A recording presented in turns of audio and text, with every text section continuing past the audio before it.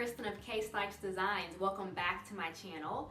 Today I wanted to give you a little hair update. I'm making some progress on growing my waist length hair back. My hair is healthy, it's fine. I just had it trimmed and I didn't have to trim an excessive amount. My standard is that you should grow at least a ½ inch per month. And then when it comes time to trim, you should be trimming a ½ inch or less. And that is how you retain length. That is how you grow your hair. And I was able to stick to that and achieve that. I didn't have any major cuts this time. And I wanted to go ahead and answer some frequently asked questions. I receive with a good amount of regularity the same questions over and over again, to the point that I thought that a video would be good to address them all. If you think that would be helpful for you, be sure to like, comment, save, share, and subscribe. So first things first, the question that I am overwhelmingly asked over and over again is, what is my hair regimen? Speaking at a very high level, I cleanse and condition every week. I alternate my cleansing methods. I also alternate my conditioner methods, meaning one week I use one type of conditioner, the next week I may choose to use a different type of conditioner. I protective style. I get my hair trimmed every quarter. I moisturize and seal just about every other day or so, and I stay away from heat. Overall, that's all I do. Notice I haven't mentioned anything about a relaxer, so those are things everybody can adopt to grow their hair. And then the last thing I do that is relaxer specific is I stretch my relaxers. I relax just about, I prefer to relax on a 14 to 16 week cadence. Now, diving into each of those categories, I'm gonna break each of these down and show you what I use and how I use it. But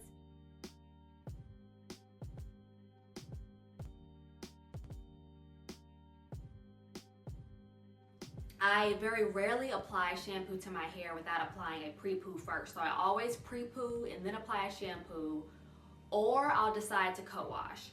I had been alternating that perfectly. This is where the update comes in. Lately, I have been pre-pooing and going ahead and washing more than I co-wash.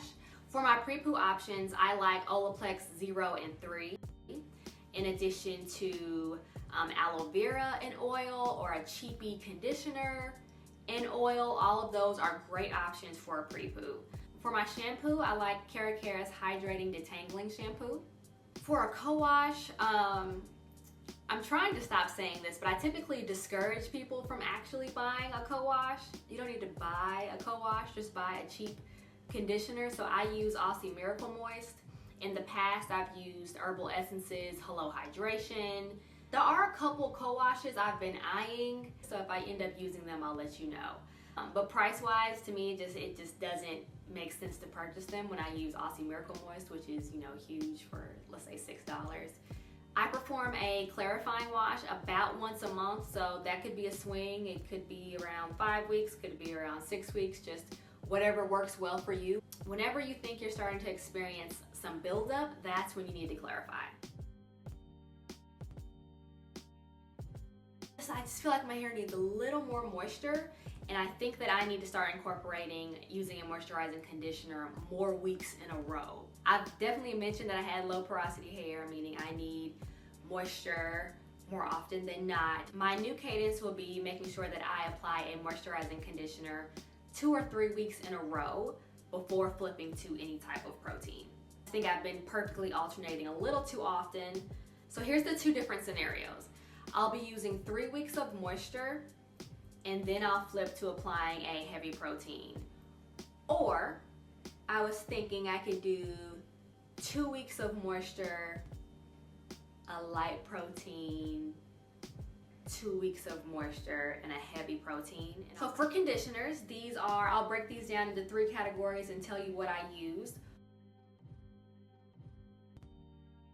For my moisturizing conditioner, I've mentioned before that Cara Humecto was not shouting me. It's not amazing. I use it because it's 100% protein free, and that's really all I can say about it. I have heard more than one time someone say that the tub is different from the bottle.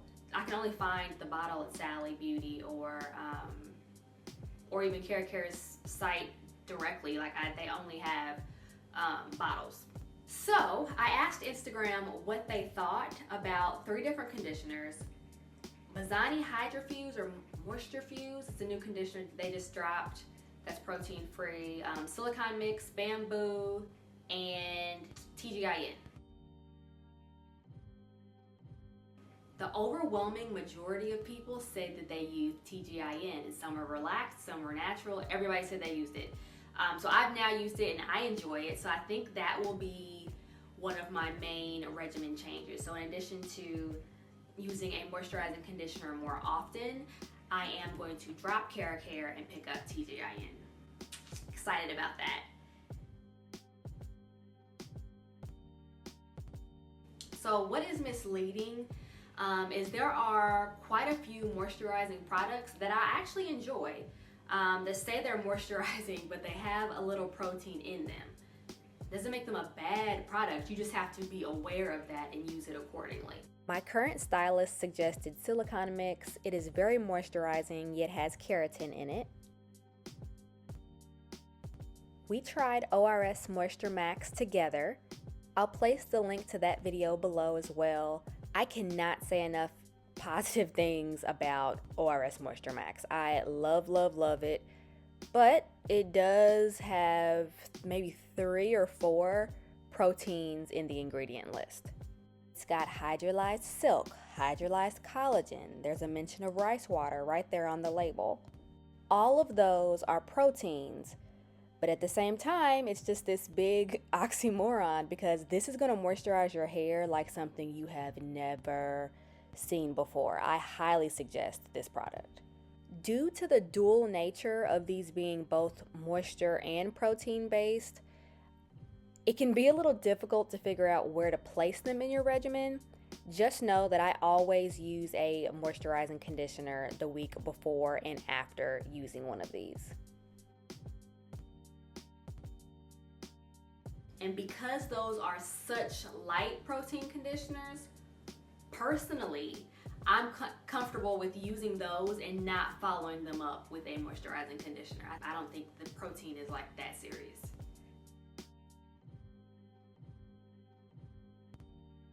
And on my heavy protein week, I always believe in following your heavier protein conditioner with a moisturizing conditioner. So ORS Hair Mayo, Apogee 2-Minute Reconstructor, or rice water. Now that you know all the products I use, let's see them in action. I'll start with the example of using 3 weeks of moisture in a row and then using a heavier protein. Notice how I apply the heavier protein on week 4. I mentioned earlier that whenever I use a heavier protein, I follow it with a moisturizing conditioner. You have options as far as how you do that. You can cleanse as normal, then apply the protein conditioner followed by a moisturizing conditioner. So yes, conditioning your hair twice, back to back. Also note, on week 5, it's been about a month, there may be a little buildup. I decided to go in with a little ORS Creamy Aloe shampoo to clarify. Here's our second regimen sample where we insert light protein into the mix. I'll give you an example of how to adjust your regimen to give your hair what it needs. Let's say you notice your hair needs a little strength, not quite apogee, but just a little bit of strength, so you use ORS Moisture Max on week 3. Then you follow it the next week with Silicone Mix Bamboo. You're coming up on week 5 and you realize your hair is a little gummy, it's a little too soft. Or you notice a little breakage. Moisture would not be a good choice. Moisture is a cure for dry hair. So let's go ahead and pull week 6 forward and use the Apogee 2-Minute Reconstructor.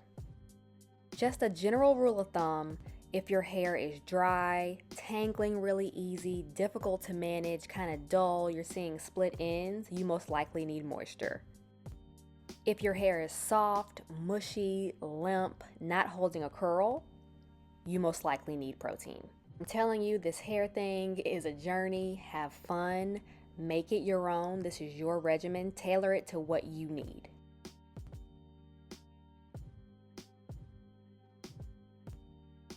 I really need to expand in the protective style space. I tend to wear wigs or just wear a bun. I keep things very simple. Under my wigs, I am sure to not braid all the braids together in any type of way. Whenever I do, I experience breakage. I moisturize and seal with the LCO or CO method. So this is where I've been experimenting. I've tried TGIN's green tea leave-in, and I really like that. And that's another one everybody on Instagram said that they love, so that's why I tried it. I've been experimenting with Elasta QP's mango butter or olive and mango butter leave-in. It's okay. I like that as well. I think I like the TGIN more. I use TGIN immediately after washing. However, through the week with my LCO method, I use either S-Curl or this aloe vera leave-in that I make. Yes, S-Curl, Soul Glow. There's a reason why those Jerry curls were so juicy. This contains argan oil, olive oil, and glycerin.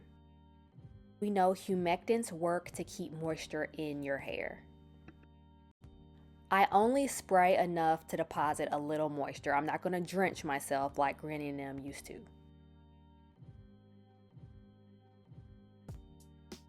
The leave-in I make is made of water, that's the first line, aloe vera juice, that's the second line, a splash of oil, a good squeeze of vegetable glycerin, and then a few drops of lavender oil.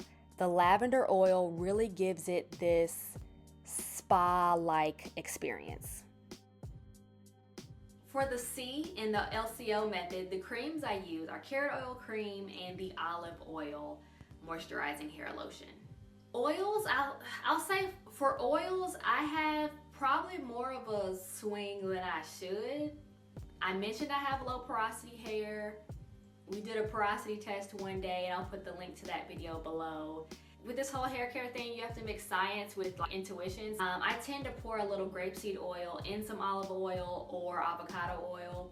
This is what I do personally. And then I might accidentally on purpose forget to put the grapeseed oil in there sometimes.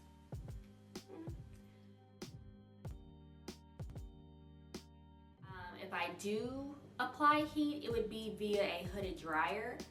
Very rarely do I ever use a hand dryer and blow dry my hair.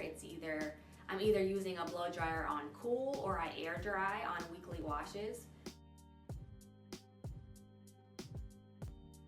I like the ORS Live Relaxer in normal. I've been using that about 8-9 years or so. And I think that's it for product. Stay tuned for part 2. I'll address if I use hair vitamins, how I select wigs, and the ins and outs of working in this influencing space. Be sure to save this video for quick access, share it with a friend who might enjoy it, and be sure to subscribe. Bye guys.